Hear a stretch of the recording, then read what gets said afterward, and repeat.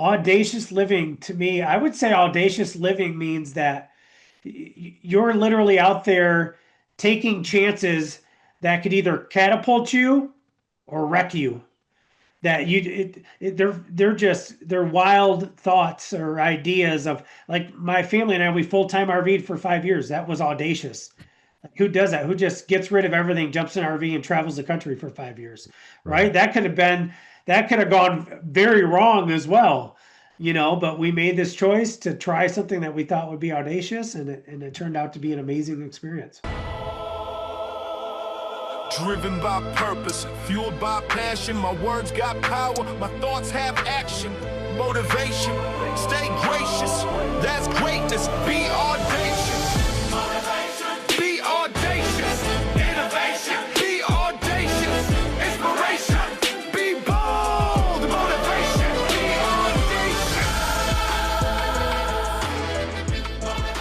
audacious. Greetings and salutations. Welcome to the Audacious Living Podcast, where the goal is simple but powerful, and it's to help you live your best audacious life ever. It's always a pleasure to be here, and I truly appreciate you spending time out of your day with me. Time matters. I don't take it lightly that you've chosen to be here. Now, today's episode comes to you from Universal Studios in Orlando, Florida, and standing here surrounded by rides, stories, and larger-than-life experiences, I couldn't help but think about how much this place mirrors life itself. You see, at Universal, you don't just watch the story, you step into it.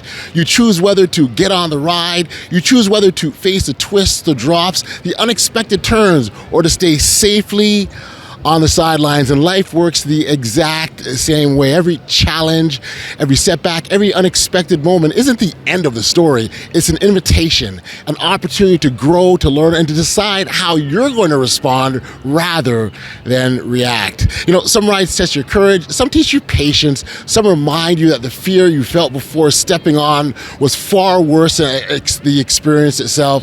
And just like life, the people who get the most out of it are the ones who are willing to step forward, trust the process, and document the journey so others can see what's possible. Now, today's conversation speaks directly to that truth. It's about embracing learning over fear, holding on to hope and faith when the ride gets rough, and choosing intentional responses when adversity shows up uninvited. My guest today is Mr. Garr Russell. He is an entrepreneur, author, and founder of Fireside RV Rental. Garr's journey is a powerful example of what happens when you stop seeing life's twists as punishments and start recognizing them as preparation. His mission centers on helping people reframe adversity, turn pain into purpose, and understand that life doesn't happen to us, it happens for us. And much like stepping onto a ride, you can't fully predict, but Garr's story reminds us that growth requires courage, trust, and the willingness to move forward even when clarity hasn't fully arrived yet. So whether you're listening from home or on the road or somewhere in between, let's step into this conversation together. Here's my chat with Garr Russell. Enjoy.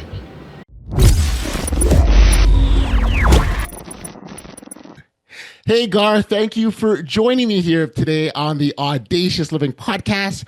I appreciate you for making the time to be here. Thank you, my friend.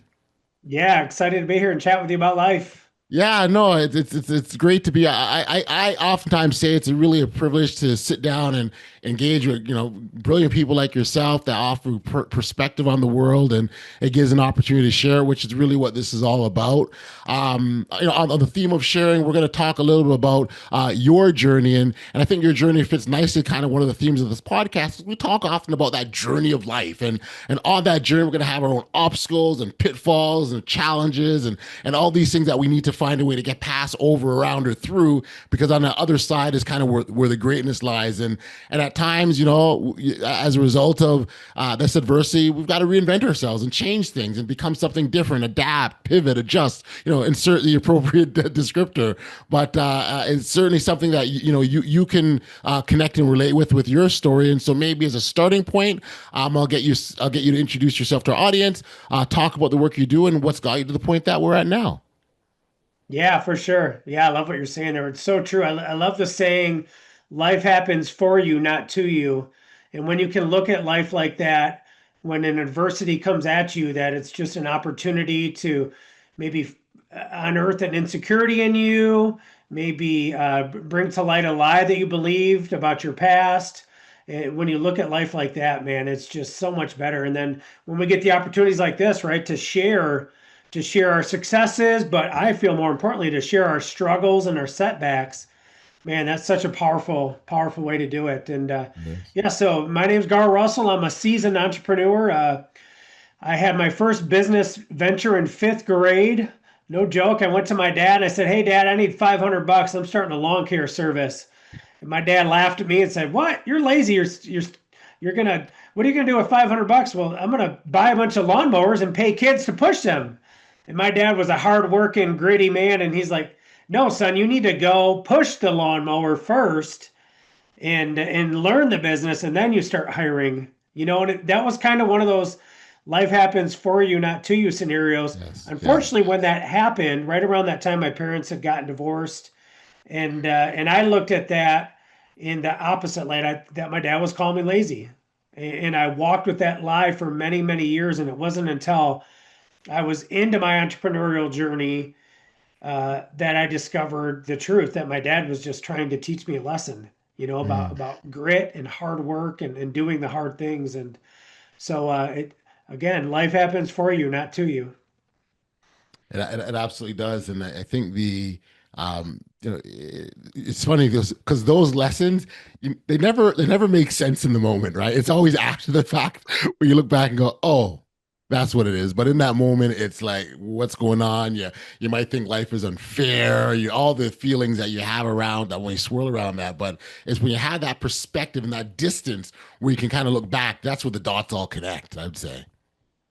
Yeah, it's so true. When we can, especially as men, right? We don't sit down and explore our thoughts and our feelings and this and that. We just bury it all. We just push on.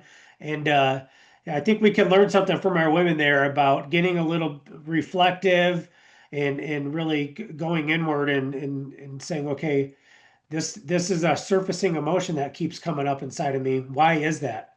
What's the root Hmm. of this? What happened in my childhood or in whatever case to where I have this lie that I've been carrying or this false belief about myself? And it's not common for us to do that, but when we do Yeah. that, like Tony Robbins says, when we get curious and we explore these thoughts and emotions and feelings, man, we can really uncover some powerful truths about who we actually are, and we take those and they just can catapult us into our future.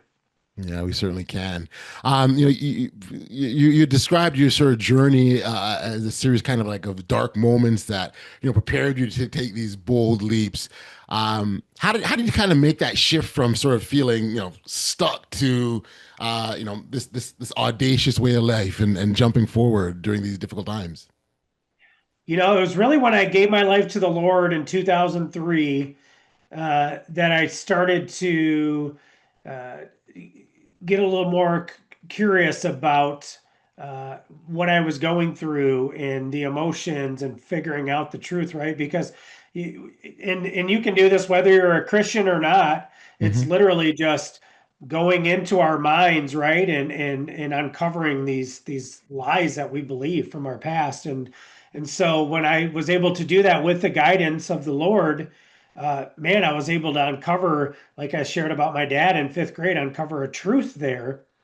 And it went on many times. In 2008, I got fired from my job for sharing my faith. And when I got fired from my job for sharing my faith, that actually shoved me into I call it my my entrepreneurial journey with the Lord, because before I gave my life to the Lord in 2003, I was actually a very successful drug dealer. Well, as successful as you can be until eventually Right, everybody gets caught. right. And so I took the adversity of when I started walking with the Lord in 2003, I had fixed up my own credit. I went and got the books, learned how to build credit, deal with creditors, all those things. Hmm. Well, when I got fired from my job, that actually shoved me into starting a credit counseling company. So Okay. taking the pain of my past, of all the horrible financial decisions I made, learning how to reestablish my own credit and deal with creditors, turned into a business that I ran successfully for a decade. I authored two books on credit. We won awards. And right, it was a total pain to purpose story. And that's one of the cool things about entrepreneurship, I feel, is a lot of times when we experience a pain, we can Right. actually use it for something so much greater and help others. It's beautiful how we can do that in life. And I agree with you. It funny because you at the end of the day, it's still a choice, right, Gar? Like, I mean, it's one thing these things happen to you. It's what you do after they happen that really matters the most. And it's one that so clearly, the choice that you made was to draw some sense of positivity, some new direction from your experiences. That's not always the case for others. You joked earlier about so your career in drug dealing until you got caught. There's a task force that you sort of identified as a kind of a pivotal moment in terms of your mind shift. Can you want to just describe that? Sorry, you said the what? The task force? Yeah, the drug task. There was a force Oh that yeah, yeah. So the yes. second time I got raided, yeah, I ended up getting charged with maintaining a drug house and going to jail for a short time, and then yeah, going through that experience and realizing, okay, I've got to make some changes here. There's a better way to do life, and really stepping out of my victim mindset of, well, my parents were divorced and this Hmm. and that and all these things, and really stepping into more of a purpose driven mindset. Uh, that's when things really shifted for me. And it's so easy to get stuck as the victim in life. Well, this happened to me and this happened to me. And again, it goes back to that saying. It's actually on the bottom of my latest book, My History, that we can look at life as it happening to us or for us.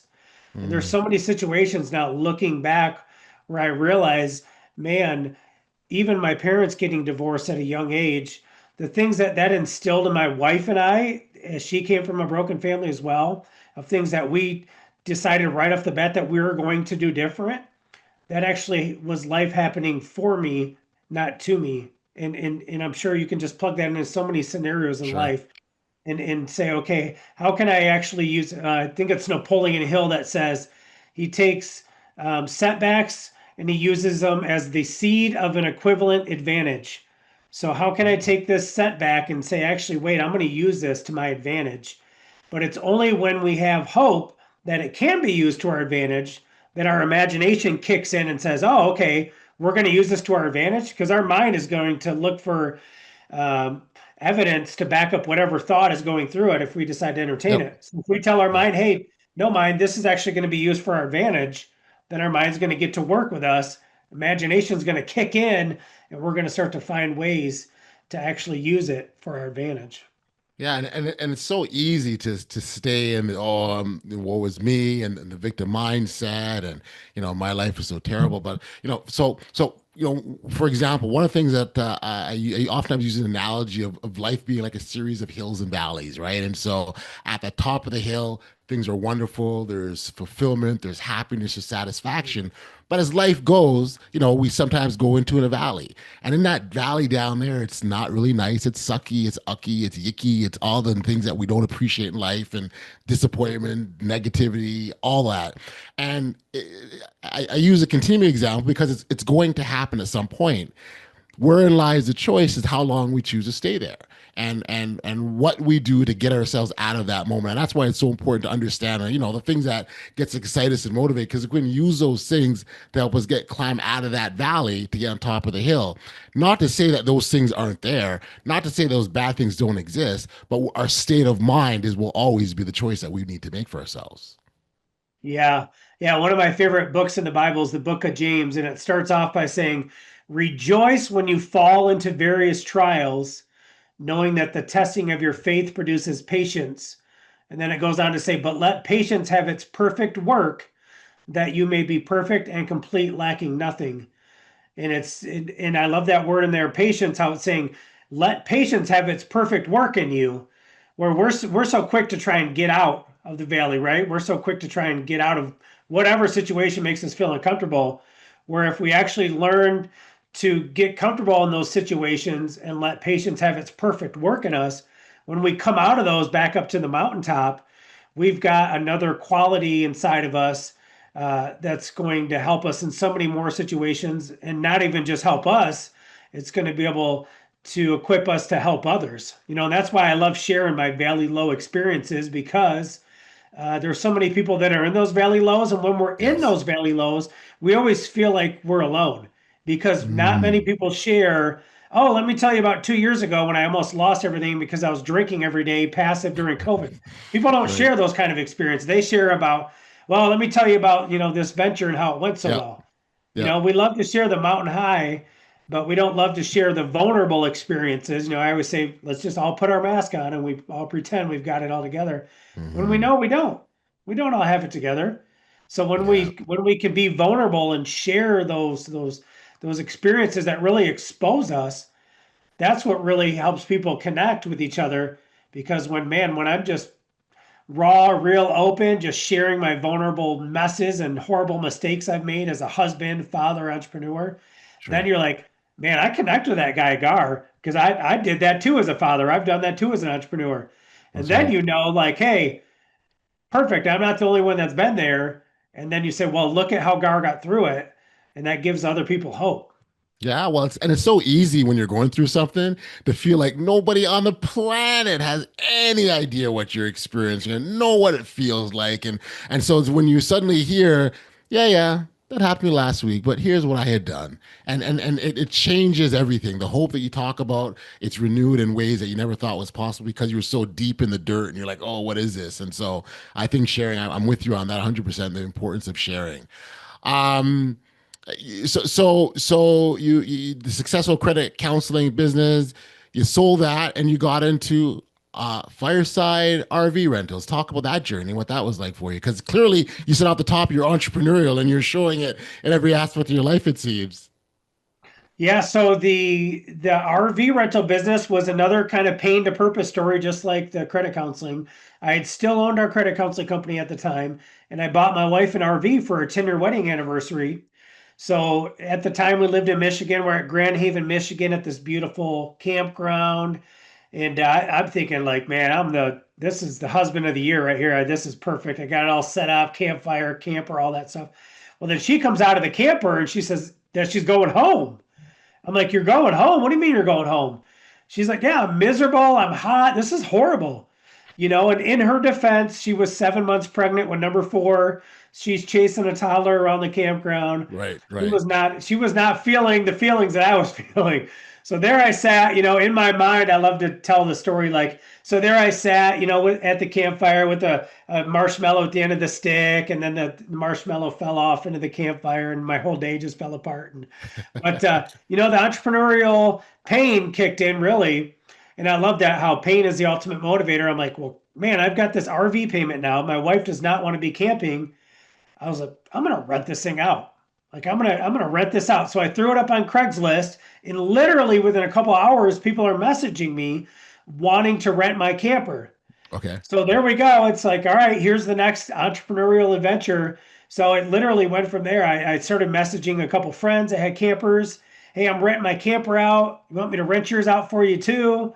Okay. And my one buddy, Jeremy's like, yeah, that's amazing. For sure. That's sweet. And then I messaged my sister-in-law, Tiffany, and she's like, no, that's gross. I'm not letting somebody sleep in the bed of my camper. Like, what kind of idea is that? That's horrible. Right, I'm like, all right. right, well, I'm 50-50 on my clothes right here. We're good. And Yeah. it kind of went from there. It was one thing to the next. Fast forward a couple months, we're at the hospital. All of our kids were born via C-section. Okay. So fast forward, we're checking into into the hotel, into the room. It seems like a hotel because it's like very structured and organized. Right, We right. get her and mama back into the room, and I tell my wife, I'm like, hey babe, I'll be right back. She's like, okay, where are you going? I'm going to the dealership to buy 5 RVs. That's where I'm going. Like, I'm in the RV business now, honey. So I go ahead and I drive there and I go sign on some more RVs. But clear as day, I hear that still small voice of the Lord, and he says, other people's RVs. Don't go buy a bunch of RVs, other people's assets. So I Hmm. went ahead and started walking down that road, and fast forward to today, it's a franchise opportunity. We have 70 locations around the nation, hundreds and hundreds of RVs around the in under management, and this is one of our businesses. And so you manage other people's RVs, essentially, is that? Yeah, so basically we're Wow. a property management company for RVs. Yeah, so just like you Ah. might buy a piece of real estate and somebody manage it for you, that's what we do for RVs. Exactly. That's brilliant. And again, you're not taking on the ownership of RVs and all that comes with it. So you're minimizing your overhead, I would say. Yeah, so it's other people's assets. So for us, it's very low overhead. For the owners, it's a blessing because most people that own RVs, if any RV owners on here, y'all know what I'm talking about, is your RV sits around 90% of the year. Like you go camping maybe 2, 3 times a year, and it's depreciating, and you can't write off any of the expenses.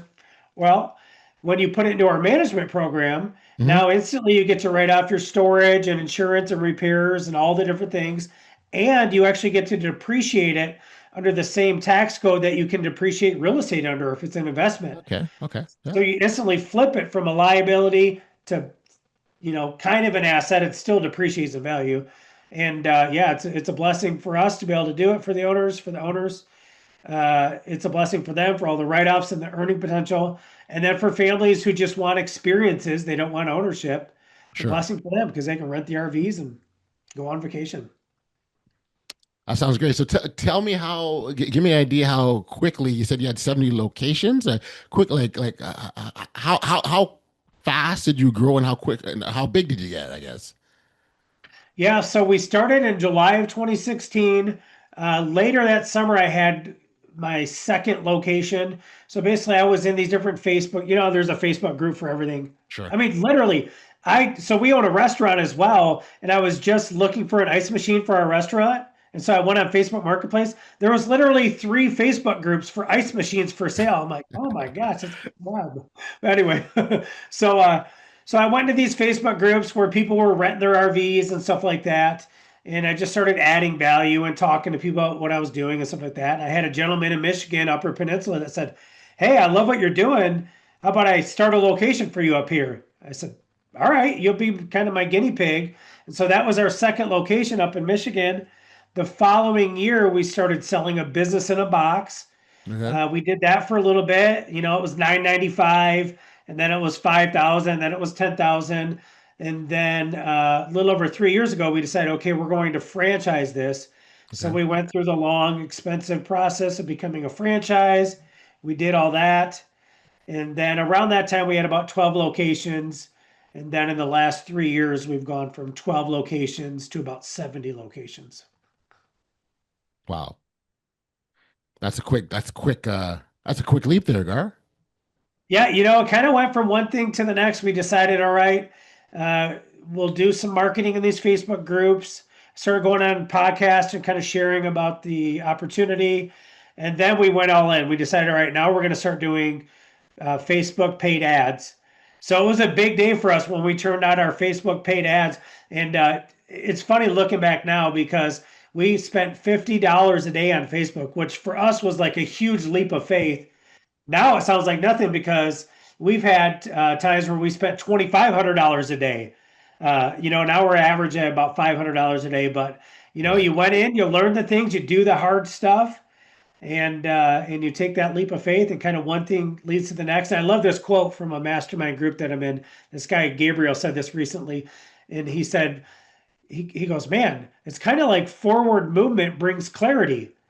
And we all Mm. just kind of like, yeah, it's amazing. This little 8 of us in this sitting in my buddy's mansion, and we're all masterminding. I'm like, we're like, yeah, that's it. Forward movement brings clarity. And it's so true. We just Right. kept moving forward, testing and trying new things. Yes. And as we Hmm. do that, some things would work, some things Yes. wouldn't work, but it would bring clarity. And Yes. I love that. You got to keep moving forward, making choices, taking chances, taking risks. Yeah. Out of Yeah. that comes clarity. It's one of the reasons why I love the word try, right? Like anytime you're doing something, you try because you don't know. And I think there's certainly a fear of failure for a lot of people where it's like, what if I do this, it doesn't work? Okay, so what if it doesn't work? Well, look, my approach is a bit different. It's okay, if I'm trying something, one or two things are going to happen. I might be successful, which is what I wanted from the beginning. So yay for me. But if I'm not successful, I've learned what not to do in the future. I know what doesn't work. And I might even figure out what does work through that error mistake. So the harm in trying is what exactly, right? Like, how bad can it be? Yeah. And I love the saying, I hate the word failure. I love saying you're either winning or you're learning Hmm. Yeah. because failure is if you give up. and you go That's right. crawl behind a rock. That's failure. But if you're like you said, it's either a win, the decision that you made to try something worked, or you learned something. You learned, okay, that kind of worked, or that didn't work at all, but you're still moving forward. And Right. and like I said, that forward movement brings clarity. And then I also love doing this because again, our mind unfortunately goes towards the negative. Our mind goes towards survival, worst case scenario, what didn't I accomplish today? So we've got to learn to tame this brain here. And what I love saying instead is, hey, what if this does work? What will happen if this does work? Or what will happen once I actually find the solution and it starts working for me? And when you do that, you start creating this anticipation and this expectation, and then you get this word inside your mind called hope. And then once you Mm. got hope, man, watch out, because then all of a sudden you got hope and you have expectation, and then faith kicks in, Wow. and then Yep. you don't even care if something don't work anymore because you're just rolling forward and you're That's right. like, perfect, all right, that didn't That's work. right. What's next? What's Let's move on to next? the next one. You Yep. know? Yep. Yep. You talk about mindset. What is the fire starter mindset all about, and how can that help individuals in sort of moving to that next level and through these periods of adversity? That's probably one of the biggest things I've learned in entrepreneurship. It is all about your mindset. And I don't know where I've heard this, but your mindset is your greatest asset. Okay. Because if you keep a positive mental attitude, knowing that life is happening for you, not to you, Yes. and this is the thing about it with hope is we've got to understand, hey, I don't know why how what just happened to me is going to work out for me in the future, so I'm not going to worry about that. I'm just going to stay with hope. And I got the, if I was to be able to flip my camera on it, you'd see I've got like 100 post-its in front of me with all these different scriptures and sayings and stuff that. But this one has just been resonating a lot recently. It says, "Hope does not know what's going to happen. It just knows that something will." Mm. And then it goes on to say, once hope creates expectation, then faith begins to look for the thing that hope is feeling. So as long as we keep hope, knowing that, hey, I don't know how this is going to work out or how this is Yep. going to be play into my story, but eventually it will. That keeps us moving forward with that positive mental attitude and that positive mindset. And the wonderful thing about hope is as long as you remember it, because we got to keep that kind of on the forefront of our mind, we know that this isn't it, right? This isn't it. There's more. There's more. Yeah. Now I get it, because in those moments it's hard. It's hard, and people. I've heard people talk about when you face adversity, ask yourself what it's trying to teach you, and that's a really hard question to ask when you're in those valley lows, right? But there is some benefit to that, and it's being able to remember that it serves a purpose. And so maybe if you have a thought or suggestion or insight as to how do people remember to maintain that hope during those difficult times, or is it something you can do in preparation of hope, or in preparation of these adverse situations? Yeah, I think the biggest thing to do with preparation is we got to understand our mind. And I just finished reading this amazing book. I can't think of the name of the author, but it's Who Switched Off My Brain. And Mm. and it teaches all about thoughts and feelings and things coming in through our senses, and then what that does in regards to releasing chemicals, and then how Hmm. those chemicals interact with our body and how long those chemicals flow for. And so one of the things I love to say is we need to learn to respond to life instead of react. And Mm. is once we can train our brain or ourself to understand when something happens, we're going to react. Like a chemical is going to start to flow. We're either gonna fist up or we're gonna start to run. So we're gonna have this flight, or we're gonna have this fight. We're gonna have this chemicals that are gonna flow through our body. We're going to feel anger. We're going to feel these emotions. But it's amazing how quick, if once we realize that, literally a reaction to something, to somebody saying something, doing something, life happening, that actually, those chemicals actually subside within a handful of minutes if you don't react to those chemicals flowing through your body. So if something happens, somebody says something to you, somebody cuts you off in traffic, if Yeah. you decide, hey, I'm going to keep my mouth shut for about 3 minutes until those chemicals have subsided in my body and my brain, I don't feel, all tense anymore. And then I'm going to respond. Man, that really flips life upside down, because if we don't react in that moment, what's going to happen is we're not going to say something dumb or think something dumb, which is going to continue to release chemicals and thoughts and emotions and help us go down, really just get on this crazy highway and this flood of emotions. So if we learn to say, all right, here's an opportunity to respond instead of react, especially when it comes to if you're married or you got kids, talking to our wife, something like that, and our wife says something, we're like, what? Where did that come from? If we learn to zip our lips for 2 to 3 minutes and let all those chemicals just, calm down, Right. man, we can save ourselves a whole lot of trouble. Sure. Sure.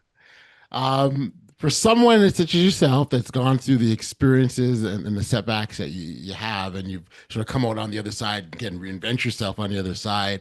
What would you say to someone if you were coaching someone through a situation, they've just kind of come out of this major setback? What one, two, or three things would you tell them that they are key starting points to move forward? If somebody is just coming out of a major setback, uh, and they feel like, yeah, all the emotions have calmed, like they can start to see the light at the end of the tunnel, the number one thing I would encourage people to do is to share that story. Start sharing that story. Start documenting your journey. So if you need to create content for stuff that you do, or it's just simply friends and family, document. Hey, it's Monday. I remember 3 weeks ago on a Monday, I felt like this. Today I feel like this. I've got a little bit of hope. I got and document it, whether you do that in a journal or you do that in a Hmm. video that you post on Facebook or something you just share with friends and family in text. Document the thoughts, the feelings, the emotions, and then of where you were, how you feel now, and then what's going to happen. And so today, this is my game plan. I'm going to do this. Yep. I'm going to go into the office today for X amount more hours. Or I'm going to go ahead and, I realize walking is something that's making me feel good. I'm going to go on a walk today. And literally just out loud, documenting what you're doing and sharing it with others, because you'll be amazed. You'll be encouraging others, which one of the greatest things to do to get yourself through something is to focus your attention on others. When you just focus on serving others and adding value to others, all of a sudden you realize, man, my problems aren't as big as I thought they are or were, Hmm. because you're starting to put your thoughts and focus and attention on others. So just do that and just make that a consistent habit. And then it becomes a lifestyle now where you're literally just sharing with others and encouraging others and helping others come along. And you realize, man, I haven't thought about that problem in 4 weeks, 5 weeks, 6 weeks. And it's beautiful. Yeah, again, it goes back to sharing. We talked about how important that is, and the life changing it can be, not only for yourself but for others as well. And I think that's important. What would be the biggest lesson, Gar, that you walked away from? You look at sort of your past, and maybe you could be classified as messy, let's say. So but you're coming out and you're thriving on the other side. What's the biggest takeaway for you? The biggest takeaway for me has to be that the life happens for you, not to you. So understanding that when you get into a messy situation, when you get into a pit, when you get into a valley, uh, the lesson that you learn in that valley will end up being one of your superpowers. Mhm. And that will give you, like it talks about in Corinthians, the same comfort that you've received to go out and give that to others. And so it's a lot of times we get into shame when we Yep. make a poor decision, and we get into regret. But if we are able to step out of that and actually turn that into a superpower and share where you went wrong with others and how you got out of that, man, that is such a blessing to you and to others, because it just shows you that again, life happens for you, not to you. Mhm. What keeps you going now, Gar? I mean, you come on the other side, you're thriving. Obviously, your family. You homeschool your kids. I'm sure that comes with its own set of challenges too. But what's the motivating thing that keeps you pushing ahead? Yeah, most definitely my wife and my children, and serving the entrepreneurs that I serve inside the Fireside, and that just knowing that, like Napoleon Hill says, that definiteness of purpose, and knowing that my definiteness of purpose is to help my wife and children fulfill their calling, and to serve specifically Christian entrepreneurs that I serve in our businesses. Beautiful, beautiful. Gar, again, I love the story. I love the journey you've taken. You said you've written a book too. Is that on your Yeah, list I got a there? couple books under my belt. Yeah. Okay, let's talk about what's the latest one you got. The latest one that I got is called My His Story here, and Ah, this book it's called My His Story. So it's from pain to purpose, my history through God's eyes. And basically, what it is, it's several moments in my life looking back, where I thought I was the victim, or I thought life happened to me, and actually going to those moments with the Lord, and the Lord showing me, here's actually the truth of what happened in that moment, and here's how I'm actually using it to help you serve others and make you the person that you are. So it's a really cool book that explains several moments like that. And then at the end, it has a framework that walks people through that process as well, to go through the painful moments in life, to go to the painful moments in life where we believe a lie and actually hear the truth. was being author on the radar there for you? No, I don't know. Yeah, that just kind of came about. Yeah, now I've got like 10 more book ideas in my mind. Yeah, it's once you start writing, it's kind of one of those things, right? It's like the unknown, so you're fearful about it, and oh my gosh, writing a book. But then once you do it, you're like, oh, it's really not that hard. It starts with an idea and get an outline, and especially with Chat GPT now and AI, you can really organize your thoughts quickly, and start to map things out. And yeah, I've got Hmm. a children's book on prayer that I'm writing. I got a book Okay. called The Salesman's Guide to Evangelism, and a Okay. couple others. Okay. Okay. Okay.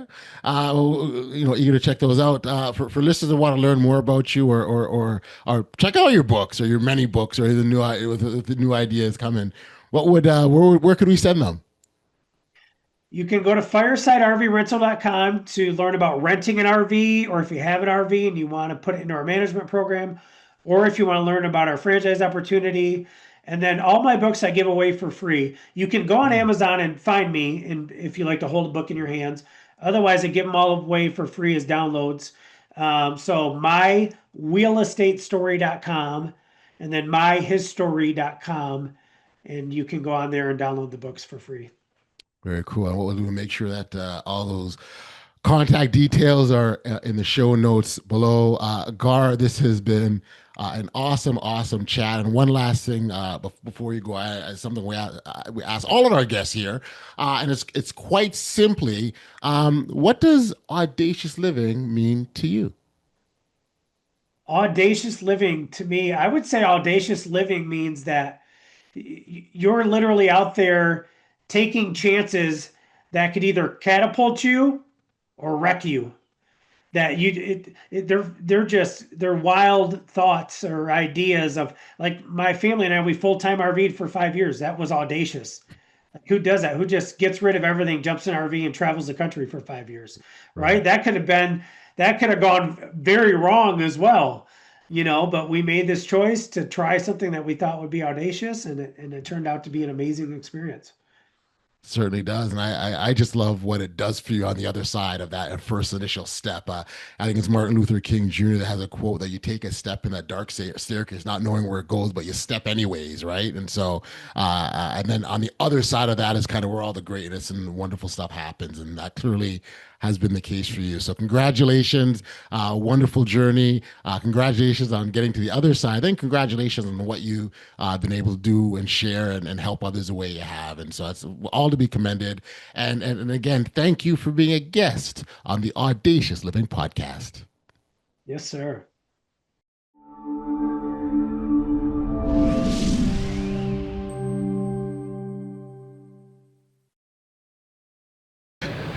Back we are here on the podcast. One of the biggest takeaways from my conversation with Garr, it's this. What we go through matters far less than how we respond to it. Garr spoke powerfully of choosing patience and over panic, learning over fear and responding with intention instead of reacting in the heat of the moment. Hope doesn't require knowing how things will work out. It simply requires believing that they will. And when the hope creates expectation, that's when the growth truly begins. What I personally loved about this conversation with Garr was his honesty. He didn't just rush past the messy parts of his journey. He didn't try to minimize the valleys. Instead, he showed how those moments become training grounds and how lessons learned there, they became strengths that now allow him to serve others far more effectively than he ever could.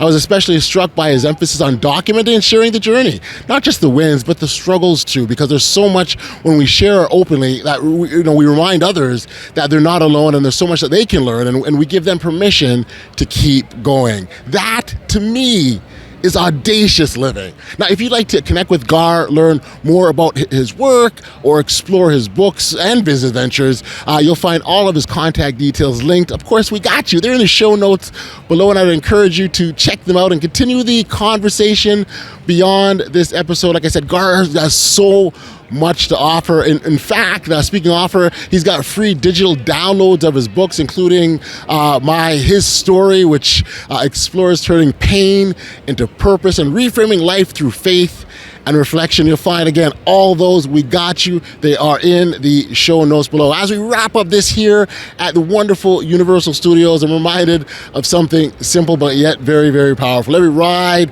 eventually comes to an end, but the experience stays with you always. It's the moments where your heart raced. Think of those moments where you weren't sure what was coming next. The moments where you chose to stay on instead of opting to leave or coming out altogether. Life is no different. You don't need to have the entire map or see the entire picture. You don't have to see every turn in advance. You just need the courage to step forward, the patience to respond thoughtfully, and the willingness to trust that growth is happening even when things feel uncertain.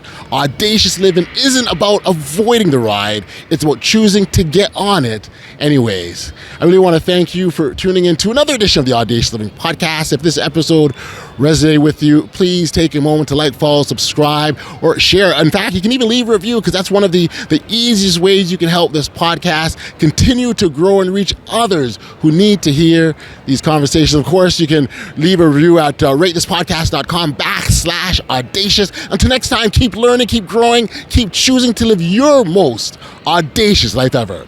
Take care.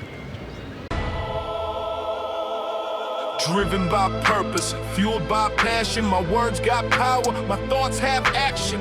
Motivation, stay gracious. That's greatness. Be audacious.